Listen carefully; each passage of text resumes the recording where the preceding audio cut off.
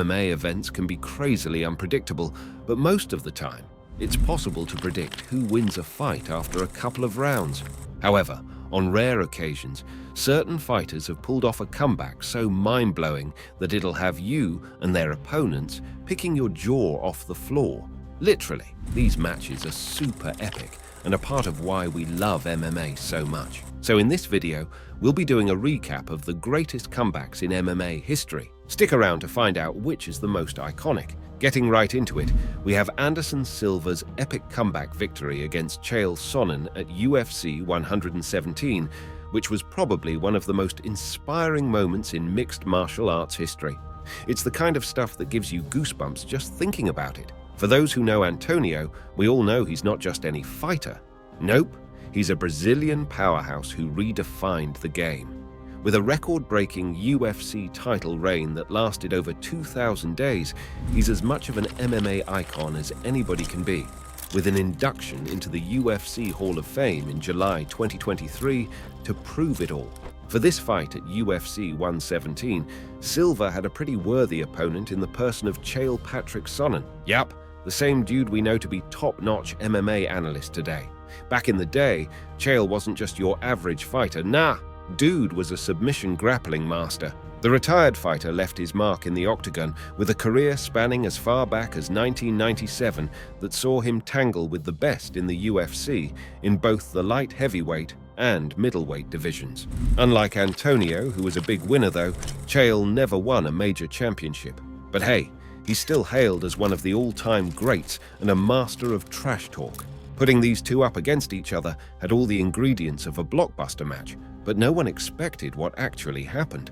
At the time of this match, Silva was on fire during his championship reign, and everyone was practically holding their breath, expecting another epic knockout or submission from the champ. But Sonnen had something else planned.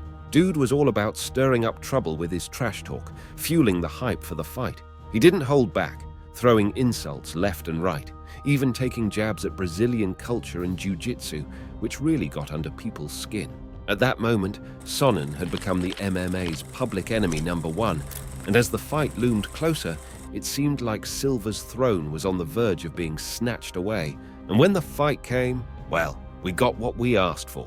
Sonnen's aggression was off the charts as he came out swinging, catching Silva off guard with a powerful overhand right at the start. From there, he kept Silva pinned down, releasing a barrage of ground strikes that had everyone on the edge of their seats. Round after round, Sonnen kept the pressure on, pushing Silva to his limits. It was like déjà vu as Sonnen continued to keep the upper hand, landing heavy shots and controlling the fight with his takedowns. Slowly but surely, it dawned on everyone that Silva's championship reign was in some serious trouble. Sonnen wasn't holding back, and it showed as he maintained control throughout the match, leaving Silva struggling to keep up. And just when things couldn't get any crazier, Sonnen managed to take Silva down again early in the 5th round, keeping him pinned for what felt like ages. But with only 2 minutes left on the clock, Silva pulled off a move straight out of a movie script. He locked in a triangle choke out of nowhere, catching Sonnen completely off guard. With lightning speed, Silva transitioned it into an armbar, leaving Sonnen with no choice but to tap out. After dominating for over 4 rounds, Sonnen was left stunned on the mat as Silva pulled off one of the most epic comebacks in UFC history.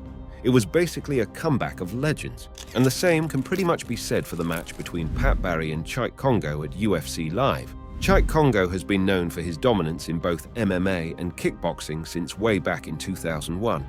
And then there's Pat Barry, the heavyweight with a reputation for delivering devastating low kicks that could make even the toughest opponent wince. So this matchup was going to be wild, and it didn't disappoint, although it looked like it would earlier on. You see, the fight started off pretty tame with both fighters feeling each other out, showing mad respect for each other's skills and knockout power. But hold on, because things got intense pretty fast. Barry was bringing the heat with his striking early on, but Kongo wasn't backing down either. They were throwing heavy blows left and right, especially those killer leg kicks that had the crowd on the edge of their seats. Then, just when it seemed like Barry had the upper hand on Kongo, he unleashed a monstrous shot that sent Kongo crashing to the mat. It was a knockdown that looked like it could end the fight right then and there. Barry went full beast mode, throwing a barrage of bombs on Congo, and it was tense. For a period, Congo looked like he could handle the heat, and referee Dan Miragliota was definitely very close to stopping the fight multiple times. However, Congo refused to stay down despite being rocked. Dude just stuck to the basics, kept on moving, buying himself just enough time to stay in the game. And then, out of nowhere, Congo managed to get back on his feet. Though he was still wobbling like a baby, he clearly wasn't done yet. With sheer force, he landed not one, but two massive right hands, putting Barry straight to sleep. It was pure madness. Right after the fight, Mike Goldberg and Joe Rogan were already hailing it as the greatest comeback in UFC history. And boy, they weren't wrong. Only thing is, we have a contender that was just as epic.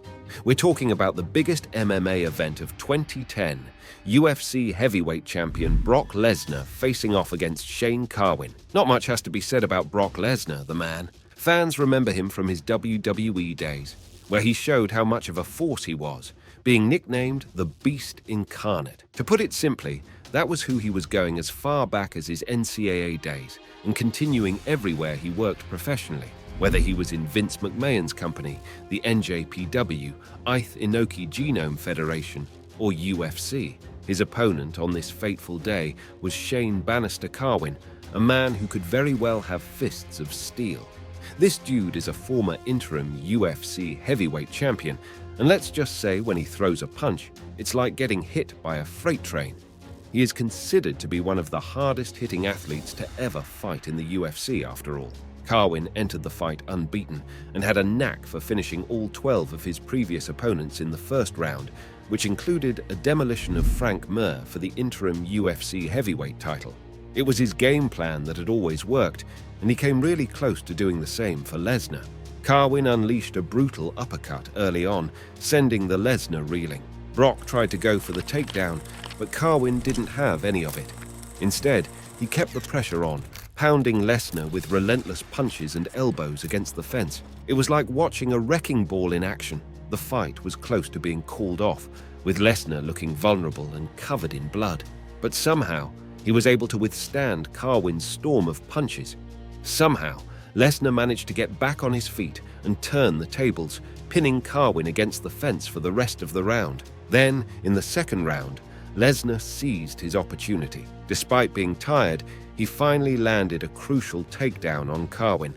From there, the former WWE superstar locked in an arm triangle choke, forcing Carwin to tap out at 2:19 of the second round. Once the chaos calmed down, Lesnar came out looking like a humble champion, showing he's got what it takes in the MMA world. If you thought that last fight was epic, you're in for a treat with Matt Hughes versus Frank Trigg. We'll be throwing it back a few years to the earlier days of the UFC. This showdown happened right after the first season of The Ultimate Fighter, so you know tensions were running high. Hughes and Trigg were at each other's throats, especially with Trigg dialing his trash talk up to an 11. Matt Hughes is basically a legend in the making. With a background in wrestling, he's earned his spot among the MMA greats. He's a two-time UFC welterweight champion, a proud member of the UFC Hall of Fame, and even scored a spot in the NJCAA Hall of Fame. In his UFC days, Hughes put together not one, but two impressive six-fight winning streaks.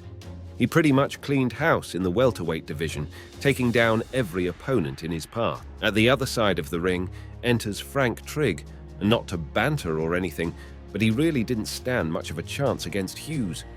What the two had was bad blood, and thanks to UFC TV director Anthony Giordano's juicy commentary, he stirred up the beef even more. So when the day came in April 2005 at UFC 52, early in round one, Trigg landed a low blow that had Hughes wincing in pain. Sneaky move, right? But this underdog wasn't going to let this opening slip. Trigg seizes the opportunity and knocks Hughes to the ground, mounting him and unleashing a barrage of strikes.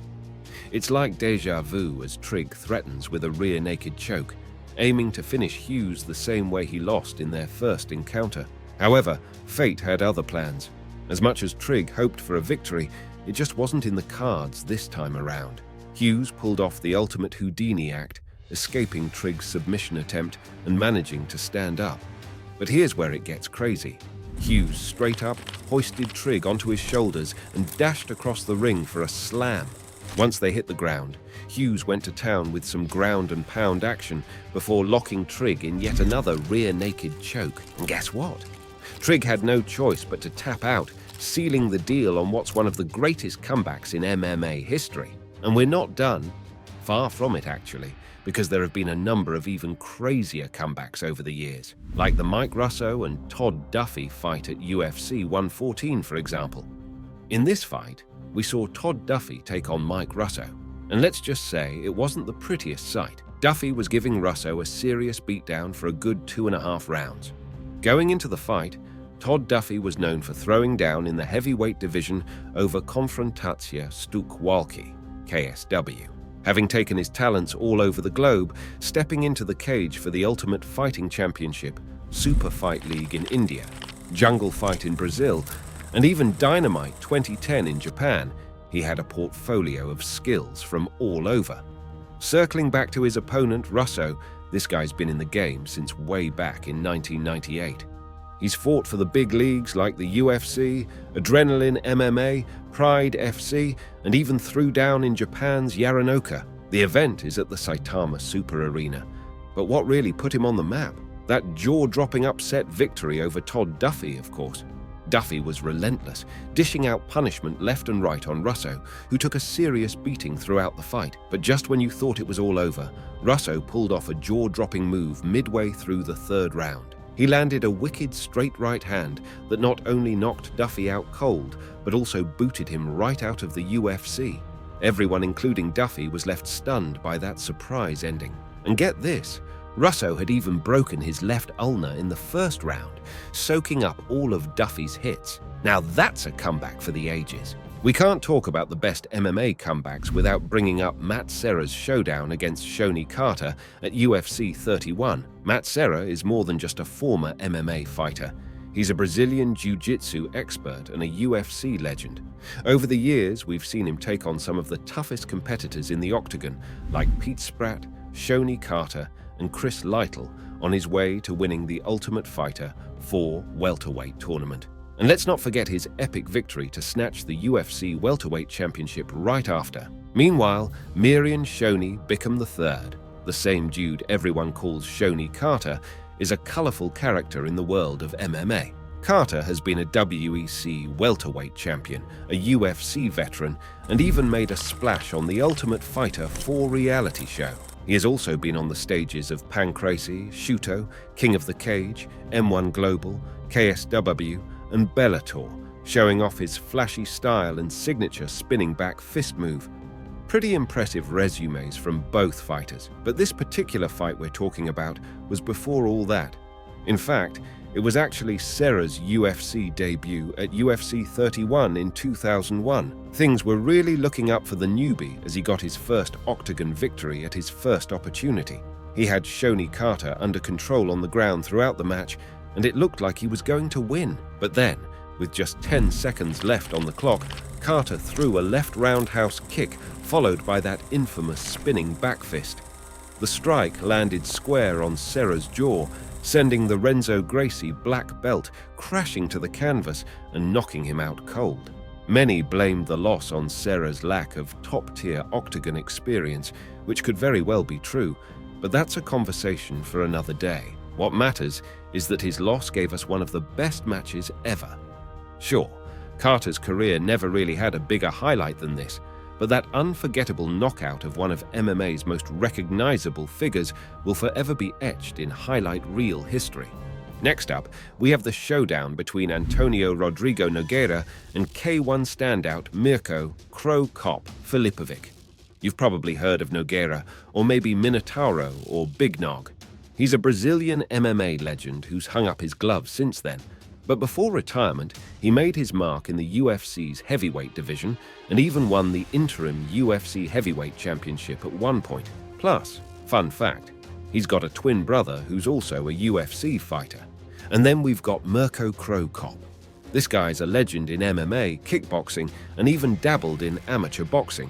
He's rocked the ring in Pride Fighting Championships, UFC, K1, Rizin, and Bellator, earning himself a spot as one of the all-time greats in the heavyweight division. But let's get to the real deal, the clash between Mirko Cro Cop and Antonio Rodrigo Nogueira.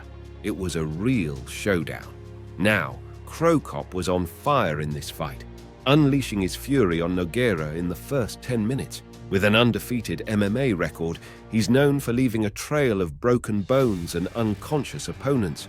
He went all out, landing kicks and punches that had Nogueira's face looking bloody. Just before the end of the first round, Cro Cop pulled off his signature move, a left high kick that sent Nogueira crashing to the canvas. But hey, Nogueira didn't go down without a fight. He bounced back in the second round and scored a crucial takedown, and with some quick thinking, he managed to lock in a submission, turning the tables and winning in a stunning comeback. Now, let's talk about UFC Fight Night 26, which was between Travis Browne and Alistair Overeem, and this fight was one for the books. Travis Browne was ready to throw down in the octagon, and boy, did he deliver. The fight was an epic roller coaster ride, with both fighters going back and forth. But here's the kicker.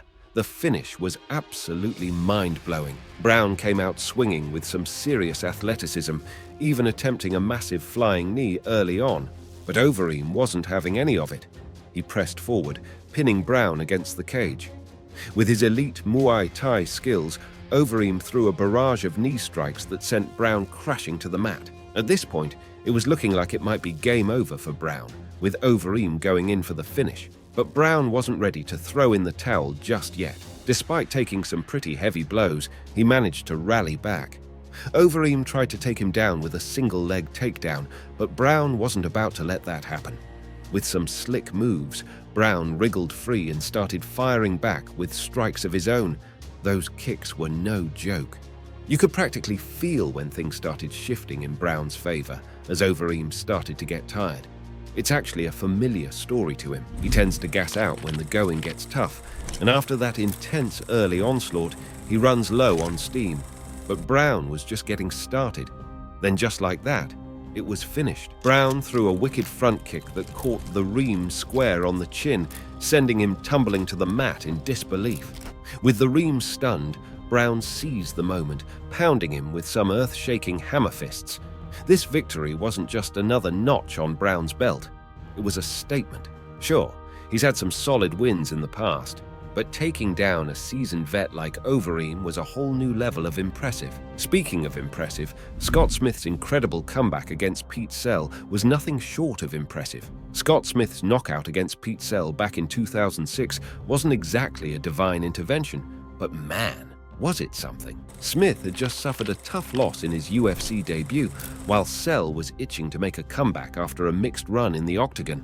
So when these two buddies stepped into the cage, you just knew they were about to fly. The fight lived up to the hype, no doubt about it. Round one was wild. Smith landed a lightning-fast left hand, Sell fired back with some heavy bombs, and there were even a couple of moments where they both took a breather to exchange smiles and high fives. But it was in the second round where things got really intense. These two kept slinging leather, refusing to back down. And then, out of nowhere, Smith unleashed that unforgettable knockout, a moment that would go down in MMA history as one of the best of 2006. Now that's a fight to remember. Sell kept pressing forward despite the cut under his eye, and he landed a devastating left to Smith's body that had him bending over in agony. With Sell smelling blood, Smith knew he had to make his move, and boy, did he make it count. With Sell charging in for the finish, Smith released a thunderous right to his jaw, sending him crashing to the canvas.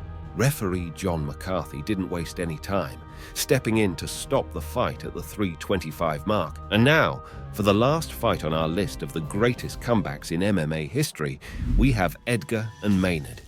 Anyone who saw this match has probably been waiting for it to pop up somewhere on this list. When Frankie Edgar was still in the MMA, he made waves in the UFC's lightweight, featherweight, and bantamweight divisions. Back in 2010, he won the UFC lightweight championship and defended 3 times before passing the torch in 2012. After a stint in featherweight, where he went after the UFC Featherweight Championship a couple of times, he moved down to bantamweight in 2020. And then there's Bradley Gray Maynard. This dude has had his fair share of battles in the UFC's lightweight and featherweight divisions. Between 2008 and 2011, he went toe-to-toe with none other than Frankie Edgar in some pretty epic showdowns. Now, let's rewind to UFC 125, where these guys had their second showdown after UFC 126. At UFC 125, Frankie Edgar faced off against Gray Maynard for the second time. It was a nail-biter. Maynard, the reigning UFC lightweight champ, came out swinging in the first round, throwing everything he could at Edgar. He landed some heavy shots that had Edgar on the ropes. As thrilling as this fight was, it ended in a draw that left both fighters frustrated. However, in their rematch, Edgar came out swinging even harder, delivering a knockout blow to Maynard and retaining his title. It was an epic comeback that etched Edgar's name into MMA history books for good. But Edgar isn't one to go down without a fight. In the second round, he cranked up the heat, showing some lightning-fast footwork and powerful takedowns. As Maynard started to tire out, things were looking up for Edgar. Which one do you think is the craziest? Let us know your thoughts in the comments section, and before you leave, don't forget to like this video and subscribe to Octagon Rivals so you don't miss the next ones.